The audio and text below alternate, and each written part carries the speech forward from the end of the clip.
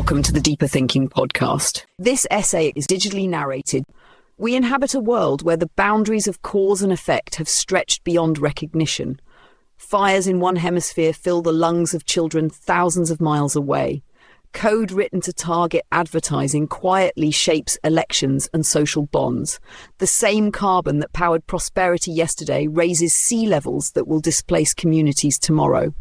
These are not isolated crises. They are signs that our moral and political frameworks, built for a simpler age of proximate harms, are struggling to keep pace with an era of deep entanglement. Ethics has long wrestled with questions of duty and responsibility. Relational ethics, with roots in feminist care theory, indigenous philosophies and political thinkers like Iris Marion Young, has emphasized that our obligations arise from our relationships, not just from abstract rules. It calls on us to care for those with whom we are interdependent and to recognize the structural nature of many injustices. Yet even this powerful tradition largely addressed harms within communities or nations, harms visible and immediate to those involved. The 21st century forces an expansion. Harms and benefits now travel through vast technological, ecological, and economic systems. Their effects are often delayed by decades and scattered across continents. We cannot see all the people our actions affect, but they are there, and they are linked to us by networks of carbon, code, capital, and culture. If ethics is to remain relevant, it must adapt. What is needed is an expanded relational ethic that honors its lineage but meets the demands of this entangled age. The core moral intuition is simple. If our actions foreseeably affect others, we owe them consideration. John Stuart Mill gestured at this with his harm principle. Hans Jonas warned that technological power creates future-oriented duties. Care ethicists remind us that we live through webs of dependence. Entrelational ethics, as I call this expansion, grounds itself in these traditions. It holds that fairness and non-harm apply across space and time because our interdependence makes others vulnerable to what we do. Duties do not stop at the border or at the edge of the present. This claim invites challenge. Why should someone in a wealthy nation care about a farmer on another continent or a child not yet born? The answer is not sentimentality, it is structure. Climate physics connects every emitter to every victim. Financial systems bind the fortunes of distant strangers. Algorithms cross borders effortlessly. Our interdependence is a fact. Ethics is our response. We already accept such logic in limited ways. Inheritance law protects future heirs. Trade law limits cross-border harms. Fiduciary duties bind agents to those they affect. Entrelational ethics generalizes this logic. When actions have predictable effects on others through systemic connections, those others have a moral claim on our attention. To make this concrete, consider Layla, a teacher in a low-lying coastal city. She did not build the factories or consume the fuels that warm the seas, yet each year the tides rise closer to her school. Or think of Jonas, a software engineer whose machine learning model inadvertently amplifies false information in another language he cannot read. Neither Layla nor Jonas fits neatly into the old model of direct interaction, yet both are bound into networks of cause and effect. An ethic that ignores these links leaves Layla without recourse and Jonas without guidance. Entrelational ethics offers a framework of 7 principles, grouped into 3 clusters. These principles are not abstract slogans. Each draws on established philosophical traditions and pairs moral insight with practical mechanisms.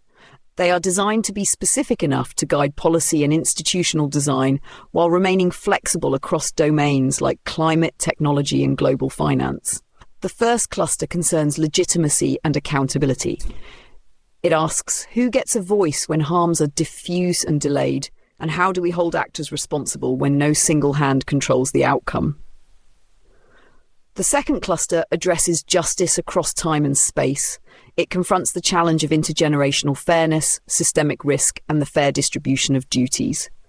The third cluster focuses on systems stewardship, recognizing that the design of technologies, information platforms, and cross-border regimes shapes moral life as much as individual choices. Across these clusters sit 7 core principles. Network legitimacy and accountability calls for mapping responsibility across systems and ensuring those affected, including future generations, have a voice. Future justice demands that we treat the future as a shared commons and repair foreclosed opportunities. Cautious process and risk ethics recognizes the special duties created by delayed and diffuse harms and insists on precaution and learning. Just reciprocity distributes duties in proportion to benefit and insulation. Those who gain most and risk least owe the most repair. Co-agency responsibility sets conditions for delegating consequential power to machines. Information and attention. Integrity treats our collective attention as a moral resource that must not be manipulated. Bounded sovereignty accepts that political borders cannot license unconsented harm. Sovereignty ends where another's basic interests are violated. These principles are mutually reinforcing. Giving voice to those at risk improves the design of precautionary measures. Repairing foreclosed opportunities builds legitimacy. Limiting cross-border harm reduces the burdens on future generations. Together, they offer a map for navigating an entangled world with fairness and care. Skeptics will ask whether this is anything more than moral aspiration. Can we really operationalize duties to future people or distant strangers? Here, the framework's emphasis on mechanisms matters. Each principle is paired with examples of tools, emissions ledgers, citizens' assemblies, harm diffusion scores, algorithm audits, cross-border harm budgets that already exist in partial form or can be plausibly developed. None of this requires moral sainthood. It requires institutional design that matches the realities of our interdependence. A brief normative foundation helps anchor the claims. Entrelational ethics is not a utopian wish. It is the logical extension of existing moral practices under conditions of systemic interdependence. Contract theorists like Rawls have argued that fairness requires principles no one could reasonably reject. Surely those bearing the brunt of climate change or algorithmic bias would reject regimes that ignore them. Consequentialists aim to minimize suffering that requires attending to harms wherever and whenever they fall. Capability theorists like Amartya Sen argue justice demands preserving people's ability to pursue valued lives. That includes future and distant lives. These traditions converge. When our actions predictably constrain or harm others through systemic links, we have duties to include, repair and restrain. We stand at a crossroads. We can cling to outdated notions of sovereignty and proximity, leaving Layla and Jonas without recourse, or we can evolve our ethics. Entrelational ethics does not promise easy answers. It offers a set of principles grounded in philosophical lineage and aimed at practical application to guide us through the tangled crises of climate change, technological disruption and economic fragility.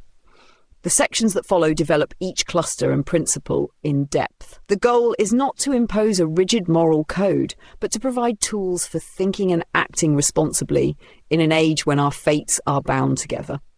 By making explicit the duties that arise from interdependence, we can begin to design institutions and practices that honour our obligations to each other, across borders, across generations, across the invisible threads that connect us all. In what follows, we explore how legitimacy and accountability must evolve when harms are networked and delayed, why justice must extend to future people and foreclosed possibilities, and how the systems we design, from algorithms to trade regimes, must be governed by ethics as much as efficiency. These are not optional refinements. They are the conditions for survival and flourishing in the 21st century. The path will be difficult. Powerful actors resist accountability. Future people cannot speak for themselves, and precaution is often derided as obstruction. But the alternative is to continue on a path where harms outpace our moral imagination. Entrelational ethics is an invitation to expand that imagination, to align our duties with the world we have made. The task begins with legitimacy and accountability, the subject of the next section. Cluster A, legitimacy and accountability. In any ethical system, legitimacy is the foundation on which all other duties rest. If those most affected by decisions have no voice and those responsible for harms face no accountability, justice becomes a hollow word. In an entangled world, legitimacy and accountability face two challenges. Harms and benefits flow through complex networks rather than direct lines, and those affected are often far removed in space and time. Traditional political models built around bounded communities and proximate voters cannot easily handle this. The first principle of entrelational ethics responds to this: network legitimacy and accountability. It merges two intertwined concerns. On one hand, we need to map responsibility across systems. On the other, we need inclusive mechanisms so those affected have standing in decisions. Iris Marion Young's social connection model argued that responsibility for structural injustice should be shared by all who contribute to and benefit from the structures causing harm. Bruno Latour, an actor network theorist, added that agency is distributed. Infrastructures, technologies, and institutions mediate effects. These insights underpin the demand that accountability track the real pathways of harm, not just formal jurisdictions. Mapping responsibility means tracing emissions to their sources, financial flows to their beneficiaries, and algorithmic outcomes to their designers and deployers. It means recognizing that a company outsourcing pollution is not absolved because the smokestacks sit across a border, and that a platform cannot disclaim responsibility for the disinformation its code amplifies. Practical tools exist. Emissions ledgers now trace carbon across supply chains. Blockchain can track financial flows. Algorithmic impact assessments can reveal disparate harms. The ethical claim is that when we can see the network, we can and must assign duties along it. But accountability without voice is coercion. Those who bear the risks and harms of these systems must have a say in their governance. This is where the inclusion side of the principle comes in. Democratic theory, from Habermas to Nancy Fraser, has long argued that legitimacy requires the inclusion of all affected. Under entangled conditions, the affected include people across borders and generations. Mechanisms for such inclusion are emerging. Youth climate councils advising legislatures, citizen assemblies drawing participants from multiple nations, ombuds offices for future generations like the one in Wales.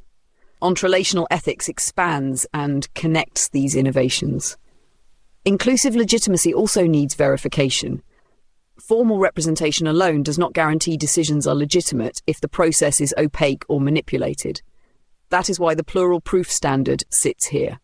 Decisions of systemic consequence should be backed by three kinds of proof: empirical accuracy, claims supported by data, affected community sign-off, consultation and meaningful approval from those impacted, and honest narrative, plain language explanation of reasons free of euphemism. Each addresses a different legitimacy deficit: factual error, exclusion and manipulation. Consider how this might look in practice. A government proposes a new cross-border pipeline.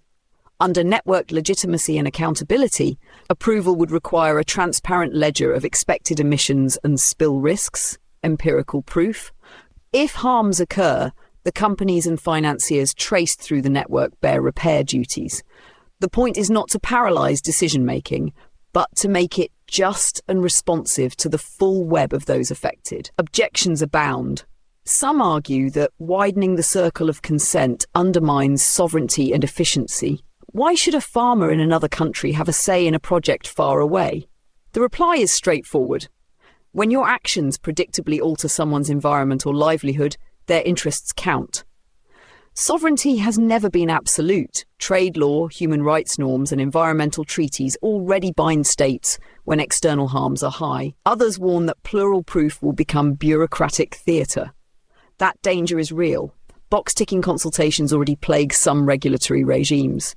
The answer is design, independent audits of processes, transparency of consultation records, and enforceable penalties for dishonesty. Legitimacy and accountability must also reckon with few people who cannot literally sign off. Here, proxy mechanisms come into play: trustees for future generations, scenario planning with open data, conservative weightings for irreversible harms. These are imperfect, but so is ignoring those who will live with the consequences.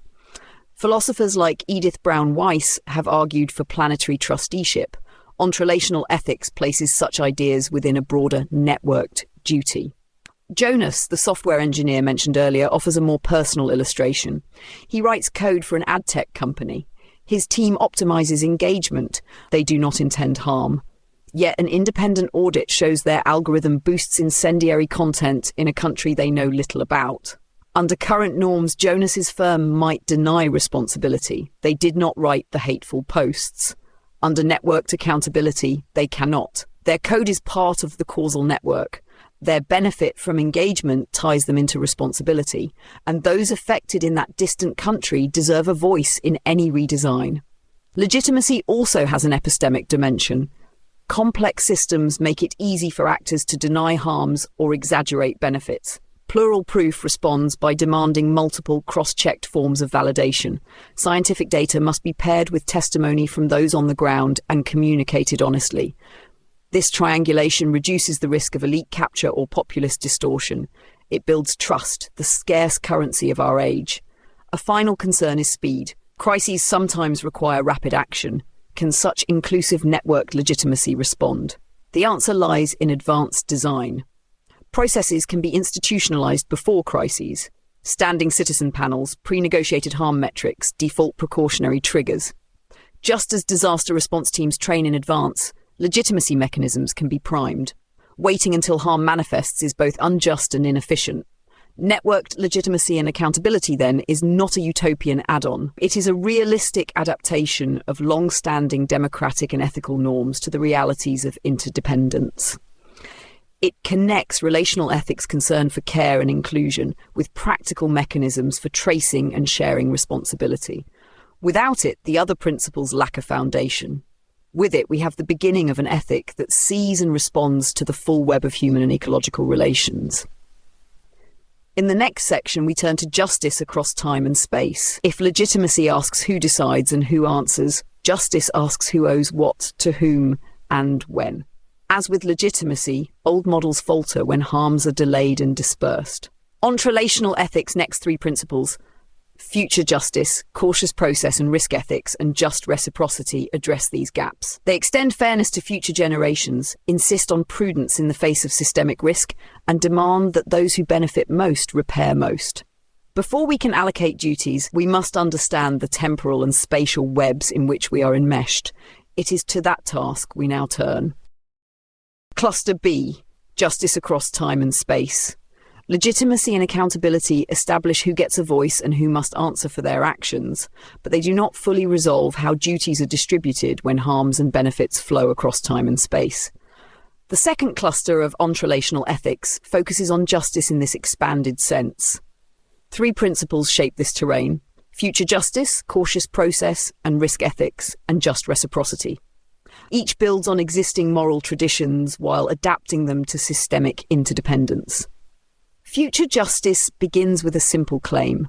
The future is not a dumping ground for our waste, debts and risks. Philosophers like John Rawls and Edith Brown Weiss have gestured toward intergenerational fairness, arguing that justice includes a duty to preserve the conditions of freedom and well-being for those who come after us. Hans Jonas went further, warning that modern technology gives us power over the very existence of future persons. Entrelational ethics builds on these arguments by treating the future as a commons with option value. When we emit greenhouse gases, deploy untested geoengineering, or design AI systems without safety audits, we deplete the ability of future people to choose their own paths. Protecting that option value does not require omniscience about what future people will want. It requires preserving basic capabilities: breathable air, habitable land, stable institutions, access to knowledge. Policy tools can embody this. A future option index could assess how proposed projects affect future capabilities. Climate impact bonds could internalize the cost of carbon over time. Legal innovations like Wales Commissioner for Future Generations offer institutional models. Future justice insists that long-term externalities become part of every serious ethical and policy calculation. Critics sometimes dismiss duties to future people as speculative. How can we owe anything to people who do not yet exist? But this overlooks 2 points. First, our actions are already shaping their lives. Ignoring this fact does not erase responsibility. Second, we already honour obligations to the future in narrow domains. We invest in pensions, maintain infrastructure, and conserve cultural treasures. Entrelational ethics generalises this logic. The question is not whether future people matter, but whether we will act consistently with the values we profess. The second principle, cautious process and risk ethics, addresses the distinctive moral challenges of systemic harms that are delayed and diffuse. Ulrich Beck described ours as a risk society, where dangers are global, manufactured and often invisible until it is too late. Jonas argued for a precautionary ethic. When the stakes are catastrophic, the burden of proof should rest on those proposing risky actions. Relational ethics adds that decisions must respect the social and ecological processes they disrupt. Under entangled conditions, harms often have long latency. Chemicals that cause cancer decades later, algorithms whose discriminatory patterns emerge slowly, emissions whose full effects unfold over generations. They also diffuse. A ton of carbon affects every climate system. A virus crosses borders in hours. These features create epistemic and moral challenges.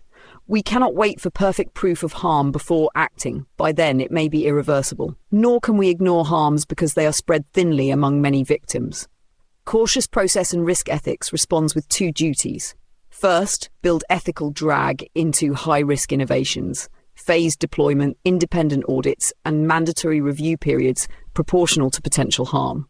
Second, respect process integrity. Do not bulldoze ecosystems, civic procedures, or cultural rhythms for the sake of short-term gain. These duties are not anti-innovation. They are pro-responsibility. Seatbelt laws and emission standards did not halt progress. They steered it towards safety. Practical tools can support this principle. Latency scores can model the time between action and harm. Diffusion constants can estimate how widely harms spread. Projects above certain thresholds trigger precautionary procedures, participatory design audits, cross-border consultations, sunset clauses. Institutional learning is crucial. When harms are discovered, they must feed back into design. This is where the memory function of the older framework now resides, not as symbolic ritual, but as a practical loop of acknowledgement and adjustment. Objections here focus on feasibility. Some argue precaution stifles progress. Others claim we cannot predict latent harms. Both objections ignore existing precedents. Pharmaceutical trials, nuclear safety protocols, and aviation all incorporate precaution without halting innovation. Epidemiology and climate science already model diffuse and delayed harms. Extending this logic to other domains is both possible and prudent. The deeper objection is often political. Precaution threatens profits. That is not an argument against its morality, it is a sign of its necessity. The third principle, just reciprocity, turns from time and risk to fairness in distributing burdens and benefits. Aristotelian and Rawlsian traditions emphasize proportionality and fairness. Relational ethics highlights mutual care. Entrelational ethics synthesizes these insights into two linked norms. First, repair before reward. Those who profit from harmful activities must first repair the harm. Second, the solidarity gradient. Duties scale with benefit and insulation. Those most protected from a risk and most enriched by the system causing it owe more to those most exposed. This has intuitive appeal. A fossil fuel company that has earned billions while contributing to climate change should fund adaptation for affected communities before paying shareholder dividends. A tech firm whose algorithm displaces workers should contribute to retraining programs. Wealthy nations that grew rich on carbon-intensive industrialization owe climate finance to poorer nations facing the worst impacts. These are not acts of charity. They are duties of justice. Objections focus on incentives. Will this deter investment? Will innovators flee jurisdictions with such duties? Evidence suggests otherwise. Internalizing harm costs spurs cleaner innovation and reduces backlash. Tobacco settlements and environmental regulations have not destroyed industries. They have forced adaptation. Moreover, ignoring these duties carries its own costs: lawsuits, political instability, and moral corrosion. Together, these three principles form a web of justice responsive to the complexities of entangled harms. Future justice ensures we do not steal from the unborn. Cautious process and risk ethics slows us down when prudence is called for. Just reciprocity allocates duties fairly among those here and now. Each draws on philosophical traditions and real-world precedents. Each has practical mechanisms and responses to objections. Consider Layla again, the coastal teacher. Future justice says her children's right to a habitable home must count in energy decisions made far away. Cautious process ethics says geoengineering schemes that could alter her climate must face stringent review. Just reciprocity says those who profited from emissions owe her community adaptation funds. None of these duties depends on pity. They flow from fairness in a connected world. Justice across time and space is difficult. It asks us to think beyond our immediate circle and election cycle. But without it, legitimacy is empty and stewardship impossible. In the next section, we turn to the final cluster, systems stewardship. If the first cluster asked who decides and answers, and the second asked who owes what and when, the third asks, how do we design and govern the technological and political systems that mediate our interdependence? These systems shape harms and benefits before any individual chooses. Governing them ethically is the frontier of responsibility. Cluster C, systems, stewardship and design. Legitimacy and justice set the moral parameters for action, but in the 21st century, much of the ethical terrain is shaped upstream by the systems and infrastructures we build. Roads, power grids, algorithms, media platforms and trade regimes channel human activity and distribute harm and benefit long before anyone makes a conscious moral choice. The third cluster of entrelational ethics addresses these architectures of consequence. It contains three principles: co-agency responsibility, information and attention integrity, and bounded sovereignty. Each asks how we can design and govern systems so that they respect the entangled nature of our lives.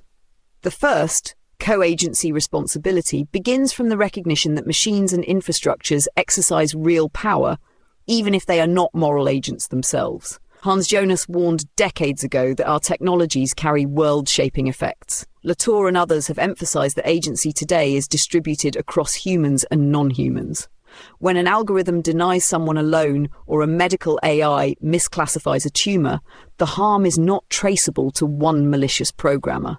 Yet it is also not morally neutral. Co-agency responsibility sets conditions for delegating consequential decisions to automated systems. At minimum, these include reversibility — humans must be able to override or appeal machine decisions; auditability — independent experts must be able to test and verify systems; and ecological honesty — systems must disclose their environmental and resource costs. These conditions are already partly realized in aviation and pharmaceuticals. Autopilot systems can be disengaged, drugs undergo rigorous trials. Entrelational ethics extends such safeguards to all high-impact automation, from credit scoring to predictive policing. Some worry that such oversight will stifle innovation or reveal trade secrets. The answer is that safety and accountability are not enemies of innovation. They are its conditions of legitimacy. Air travel did not collapse under safety regulations. It flourished because passengers trusted the system. Proprietary information can be protected even as independent audits ensure safety and fairness. Others argue that machines cannot bear duties. That is correct, but their designers and deployers can. Co-agency responsibility locates moral and legal accountability where it belongs, with those who create and profit from automated power. The second principle, information and attention integrity, turns to a different kind of system, the media and platforms that shape public discourse. Habermas's vision of the public sphere assumed a shared communicative space where reasons could be exchanged. Today, attention itself has been commodified. Algorithms maximize engagement, often by amplifying outrage, fear, or falsehood. This degrades democratic deliberation and erodes relational trust. Entrelational ethics treats attention as a moral commons, akin to air or water. It can be polluted by manipulative design, just as rivers can be poisoned by effluent. Protecting this commons requires measuring and managing how information systems influence us. One proposed tool is an albedo score, indicating the proportion of platform engagement driven by constructive content versus manipulative or inflammatory material. Platforms with persistently low scores would face independent review and redesign obligations. Other mechanisms include algorithmic transparency, user control over recommendation systems, and support for public interest media. Critics raise concerns about censorship, but attention integrity regulates amplification and design, not speech content. Just as traffic laws shape flows without dictating destinations, design norms can favor deliberation without suppressing dissent. Independent audits and plural oversight can reduce the risk of bias. The goal is not to impose orthodoxy, but to align information systems with the requirements of relational respect. The third principle, bounded sovereignty, addresses harms that cross borders. Political sovereignty is a foundational principle of international law, but it has never been absolute. States are already bound by treaties on chemical weapons, trade, and the environment. Entrelational ethics makes explicit what these precedents imply. Sovereignty ends where unconsented harm to others begins. Nations and corporations alike have a finite moral budget for externalized harm, whether carbon emissions, water pollution, or disinformation. Operationalizing this requires harm ledgers that track cross-border externalities. Instruments like the European Union's carbon border adjustment provide early examples. Tariffs linked to the embedded carbon in imports. Similar measures could apply to digital harms. A country that exports destabilizing propaganda or lacks data standards could face proportionate sanctions. The ethical claim is straightforward. You may govern yourself, but not at the predictable expense of others' basic interests. Skeptics worry that powerful states will manipulate such regimes to their advantage. That risk is real and underscores the need for inclusive legitimacy and reciprocity from the earlier clusters. Global enforcement mechanisms must be transparent and equitable. Smaller states need voice and protection against coercion. But the alternative is worse. A world where the strong freely export harm to the weak behind the shield of sovereignty. Entrelational ethics insists that interdependence carries duties. These three principles complete the framework. They recognize that our moral lives are shaped not only by individual choices, but by the systems that scaffold those choices.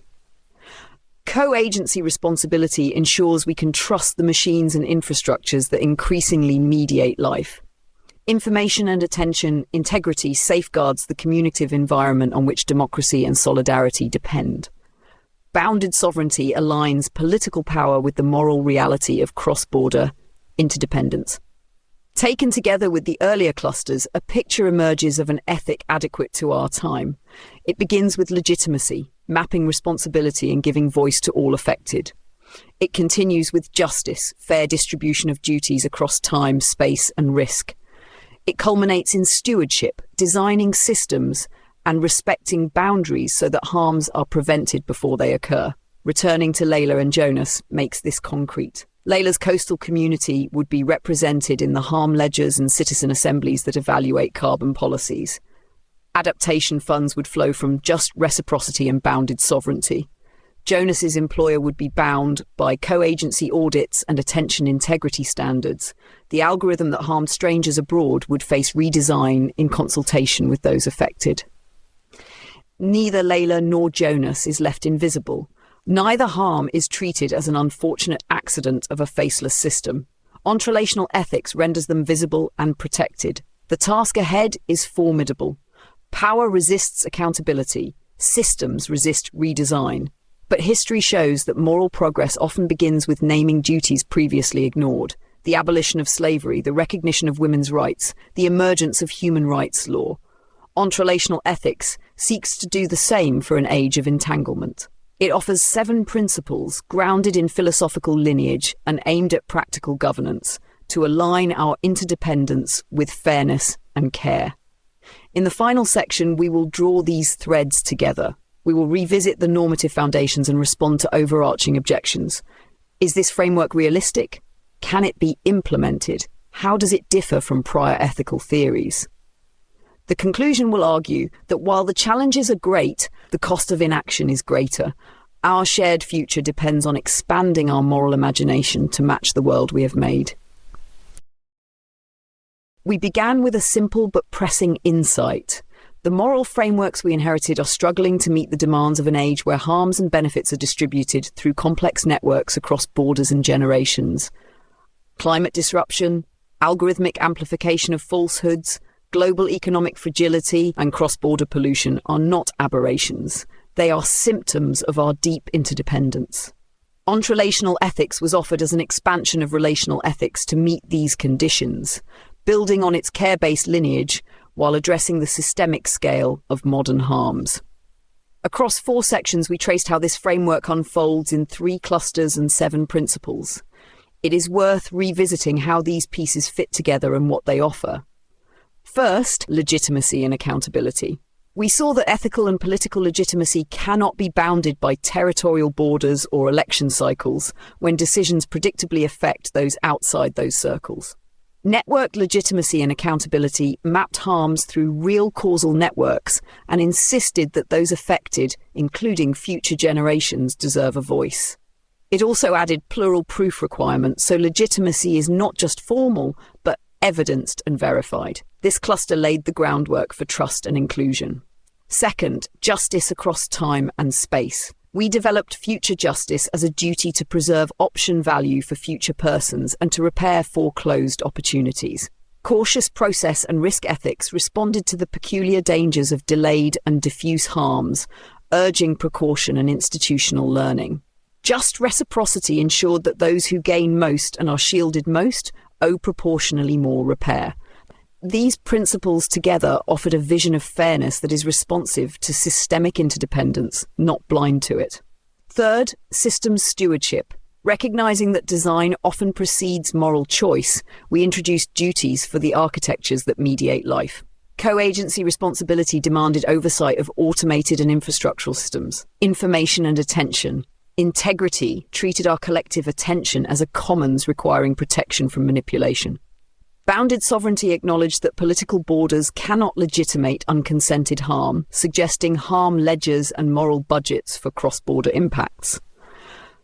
This cluster showed that ethical life today must be embedded in our designs and treaties. The replies to objections were grounded in precedent and principle. Precaution has historically steered innovation towards safety. We already act on duties to the future in pensions and infrastructure. Sovereignty has long been limited by rules against external harm. Entrelational ethics is not a utopian break. It is a continuation and expansion of principles we already accept in partial ways. What makes this framework distinctive is its integration. It does not treat climate ethics, AI governance, and economic justice as separate silos. It sees them as facets of the same entangled reality. It pairs philosophical lineage with operational proposals, harm diffusion indices, citizen assemblies, algorithm audits, albedo scores, carbon border adjustments. It is not enough to call for justice. We must build the institutions and metrics that make justice possible. A fair question remains, is any of this realistic? Can these principles be implemented given political resistance and global inequality? Realism here cannot mean resignation. Many norms we take for granted today, universal suffrage, bans on leaded gasoline, international human rights law, were once derided as unrealistic. They became real through sustained advocacy, institutional design, and moral imagination. The same must happen for the duties of interdependence. Consider again the human faces. Layla, the coastal teacher. Jonas, the software engineer. Their lives are linked by threads they did not choose. Carbon in the air, code on a server. A just ethic does not ask them to sever those threads. It asks those who design and benefit from the systems shaping their lives to act with care and fairness. It asks all of us to expand our circle of moral concern to match the reach of our power. And here history offers a warning and a guide. The tech giants of our age are the oil companies of a century ago. Then fossil fuels transformed life, creating mobility, jobs, and wealth. But the same firms hid what they knew about pollution and climate harm, lobbied against regulation, and left the costs to the public. Now digital platforms and AI companies power communication and commerce, yet their business models often thrive on surveillance, disinformation, and attention capture. Like big oil, they externalize costs onto society. Fractured democracies, eroded mental health, destabilized elections. And like big oil, they resist scrutiny, cloaking profit motives in free speech rhetoric or innovation hype. The lesson is clear. Moral exhortation alone will not suffice. Power yields when pressed by citizens, law and transparency. Entrelational ethics is not a detailed policy manual. It is a moral compass for an age of entanglement. It urges us to see that our fates are bound together, that legitimacy must be inclusive and verified, that justice must extend across time and space, that systems must be designed with moral foresight. Its 7 principles offer a scaffold. The hard work of building belongs to us all. There will be resistance. Powerful actors profit from opacity, from exporting harm, from ignoring the future. But there is also momentum. Youth movements demand climate justice. Whistleblowers expose algorithmic harms. Nations experiment with future commissioners and carbon tariffs. These are green shoots of an ethic catching up to reality. The alternative to expanding our moral imagination is to let harms metastasize faster than our capacity to address them. We've already seen the costs: flooded homes, fractured democracies, fraying solidarities. Entrelational ethics does not promise utopia. It promises a path to dignity and fairness in a tangled world. In closing, it is worth recalling Hans Jonas's warning: act so that the effects of your action are compatible with the permanence of genuine human life. Entrelational ethics takes that imperative and adapts it to a world of carbon, code, and capital. It asks us to act with awareness of our networks of impact, to give voice to those affected, to repair harms fairly, and to design systems worthy of trust. These are ambitious tasks, but they are no longer optional. Our shared future depends on them.